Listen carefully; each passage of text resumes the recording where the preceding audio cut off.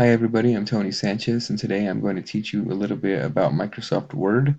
Now there's a lot to learn, so I'm just going to teach you a few basics. So right now I'm already pulled up to a blank screen, and it's pretty much ready to start typing. So I'm going to go ahead, type in a word. Okay, so it's giving me a red line underneath my word. That red line means that it is misspelled, so I'm going to right click it. It's going to give me a list of words that it could be, and it's elephant.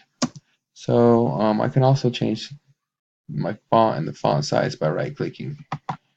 So right click it. We'll go to this one here. It's a pretty cool font. Right click it again. We can change the font. We can make it bigger. Okay, so we can add to it. We can say we want to color it. We'll go with that one. We can also right click it, and if it's a title, we can bold it, italicize it, underline it if it's an article.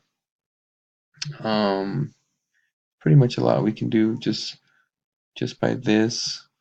Um, we can also go, and if we want to put it in the center, we can center it by doing this.